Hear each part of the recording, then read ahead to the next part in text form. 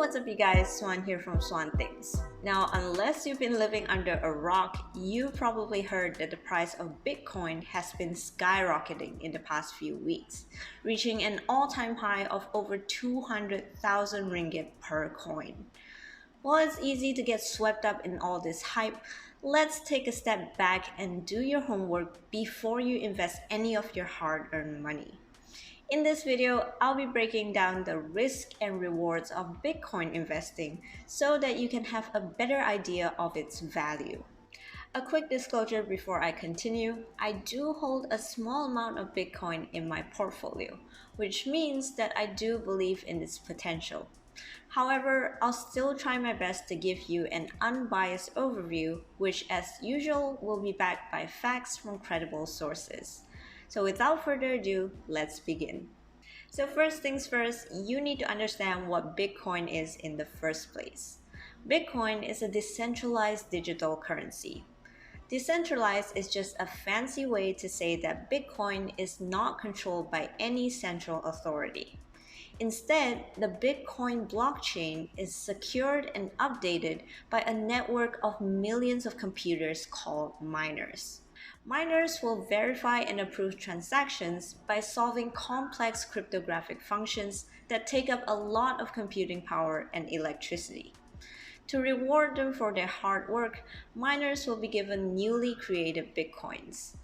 The number of bitcoins awarded to miners will be halved every 210,000 blocks, thus limiting the supply of Bitcoin. This design gives Bitcoin two potential functions. First as a currency, and second as a store of value. These potential functions are what drives the demand for Bitcoin, which in turn drives the price. Unlike traditional stocks, Bitcoin prices are not tied to a business activity. It does not generate any profit in itself, and so the price is purely dependent on supply and demand. In the next section, we'll take a look at all the factors that affect the price of Bitcoin through supply and demand. The good thing about Bitcoin is that the supply is controlled through decentralization. This gives Bitcoin an advantage over traditional stores of value like gold or fiat money. Compared to gold or fiat money, the supply of Bitcoin is much smaller, decreases over time, is predictable, and cannot be manipulated by anyone. In fact, we are able to know exactly how many Bitcoin there are in the world at any given time, even in the future. Since the supply of Bitcoin is stable and predictable, the price of Bitcoin should theoretically keep going up as long as there is demand for it. But this is a big catch because there must be demand for Bitcoin. So where does this demand come from? Why does it have value? The first catalyst that drives the demand for Bitcoin is that it can potentially protect your wealth against the risk of inflation. Inflation risks are pretty high in recent times because governments all over the world are printing out and giving out more cash to its citizens to help revive struggling economies. In fact, well over 35% of all US dollars available in the world right now have been printed in the last year alone. When a ton of new money suddenly floods the market, whatever cash you're holding onto may quickly lose its purchasing power.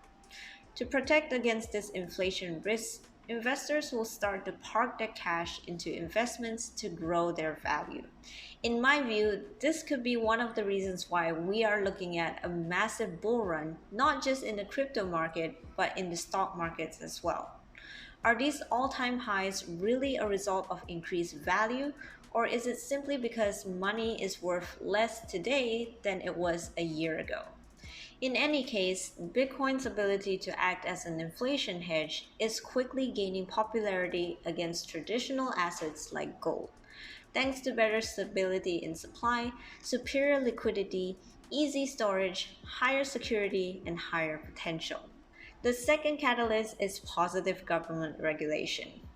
Bitcoin's reputation is pretty controversial, and that has invited a lot of scrutiny from governments.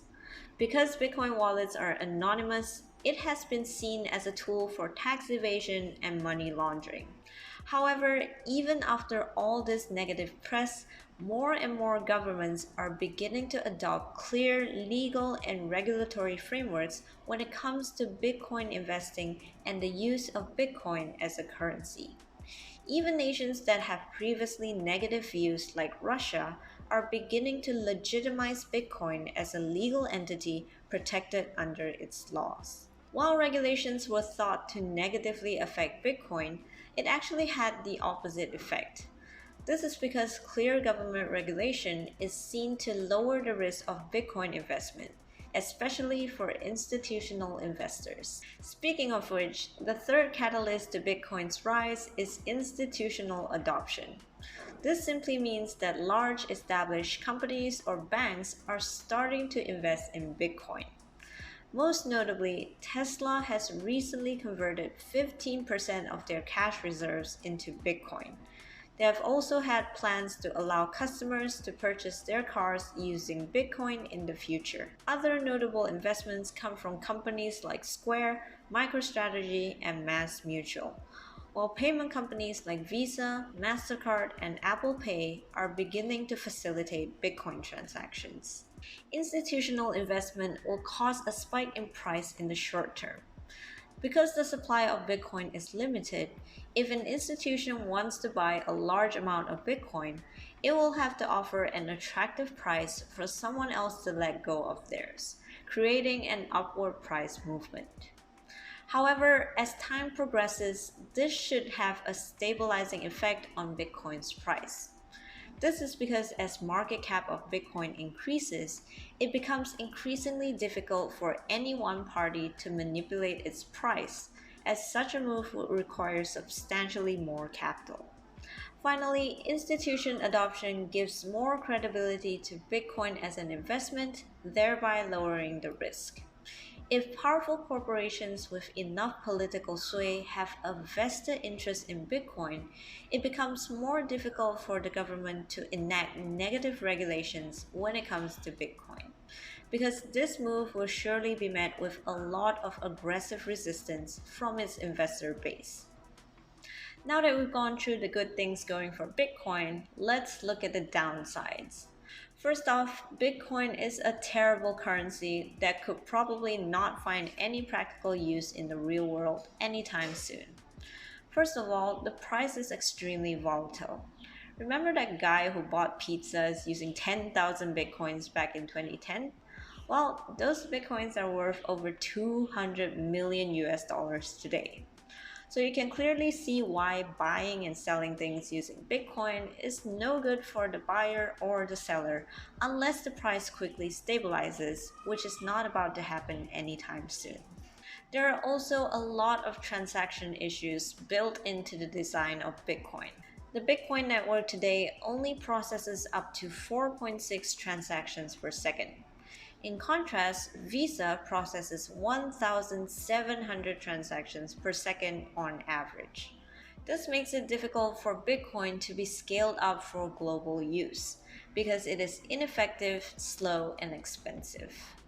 On top of that, even though the decentralized nature of Bitcoin is good for security, it poses a lot of issues when it comes to practical use. For example, if you mistakenly send your Bitcoin to the wrong account, there is no customer service to call up to reverse these charges. Also, because Bitcoin wallets and accounts are anonymous, there is no way for you to reach out to the account holder to get your money back. On the other hand, if you forget your private key to your Bitcoin wallet, there's no forget password button that can help you recover your account. It's simply lost forever unless you somehow recover your private key. Now, if you're thinking to yourself, who would be dumb enough to lose something so important? Think again, because 20% of all Bitcoin in the world are lost or stranded in digital wallets. One solution to never losing your private key is to store your Bitcoin in a hot wallet instead of a cold wallet. You can think of a hot wallet like storing your money in a bank, and a cold wallet would be like storing your money in a safe in your own home. The advantage of using a hot wallet is that your Bitcoins are liquid. They can be easily traded and transacted, and the service is free. If you do happen to forget your password, you can always recover your account through the online platform. However, since a third party is involved in storing and securing your Bitcoin, there is a risk that hackers can get access to your Bitcoins by hacking the platform itself. Although hot wallets usually come with multiple layers of security, a breach is still possible. Additionally, if a government is to issue a ban on cryptocurrency, holding your Bitcoin in third party platforms will expose you to the risk of having your funds seized or frozen by the government. This is becoming an increasingly real threat in India, where the government is contemplating on passing out a law to ban cryptocurrencies. China is another region that Bitcoin might have trouble being legitimized. This is unsurprising because of China's anti competitive and socialist nature. Although they have not set out an all out ban as of yet, nobody would be surprised if they did decide to enforce it. If some of the largest and fastest growing economies in the world shut their doors to Bitcoin, it can severely limit the potential of it being used as a replacement for commodities like gold or its use as a global currency.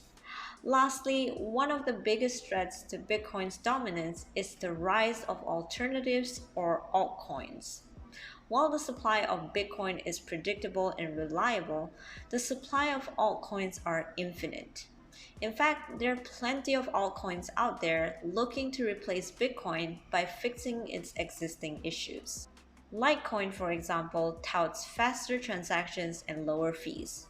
Governments are also looking to issue their own state backed cryptocurrencies, and the list goes on and on. Now, I'm not trying to promote any altcoins. I don't own any myself. I'm merely pointing out that there is a possibility that Bitcoin's dominance will be challenged if its weakness is improved upon by new altcoins. After all, cryptocurrencies are still in their early phases of adoption, and we are living in an age where rapid innovation takes years, not decades. If a new coin is able to fix all the issues that Bitcoin has, it may render Bitcoin useless and drive its price down to zero. And that's all I have for you today. I'm sure there are plenty of other factors to look out for, but these are some of the major factors to consider. If the massive headlines for crypto is pulling at your heartstrings and your wallet, I highly recommend you take a step back to do your due diligence and look into the technology and trends before you invest. After all, one of the biggest threats of investing in crypto right now is that we are at all-time highs, which may have been fueled by cheap money, speculation, and FOMO. However, if you do believe in the technology and potential, only invest what you are 100% willing to lose. Because when Bitcoin crashes, it's not for the faint of heart. As always, smash that like button and subscribe to my channel for more investing content. Thank you so much for watching, and I'll see you in the next video. Bye!